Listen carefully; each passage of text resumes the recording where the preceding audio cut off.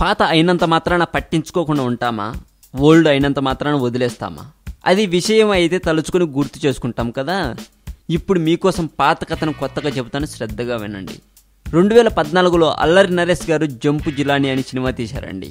దానికి సంబంధించిన ఒక ఫంక్షన్కి అల్లరి నరేష్ ఫ్రెండ్ అయినటువంటి మంచు మనోజ్ గారిని కూడా పిలిచారు. స్టేజ్ ఎక్కిన మంచు మనోజ్ గారు, నేను చిన్నప్పుడు 12 స్కూల్స్ మారాను అన్నారు. ఇది వినడానికి బాగానే ఉంది.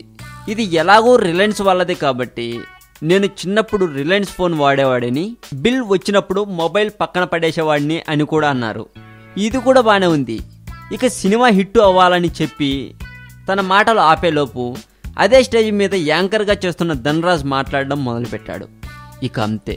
మనోజ్ గారికి కోపం వచ్చిందో లేక వచ్చినట్లు నటించాడో తెలియదు, కానీ నా మాటలు కామెడీగా ఉన్నాయరా, నేను మాట్లాడితే జోకు వెయ్యి ఇప్పుడు, ఇలా అన్నారు సీరియస్గా. ఆ టైంలో ధనరాజ్ ఫేస్లో ఫీలింగ్స్ మారిపోయాయనే చెప్పాలి. అంతా అనేసాక ఒక్కసారిగా మంచు మనోజ్ గారు నవ్వేశారండి. ఇదంతా చూస్తున్న వాళ్ళు దీనిని సీరియస్ అనుకోవాలో జోక్ అనుకోవాలో ఇప్పటికీ అర్థం కాక జుట్టు పీక్కుంటున్నారు మీలో కూడా కొంతమంది. నిజమా కాదా మీరే చెప్పండి.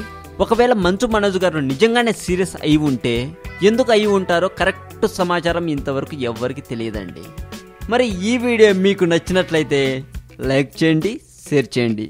ఈ వీడియో మీద మీ కామెంట్ కూడా పోస్ట్ చేయవచ్చు. మరింత టాలీవుడ్ సమాచారం కోసం సబ్స్క్రైబ్ చేయండి టాలీవుడ్ సెంట్రల్.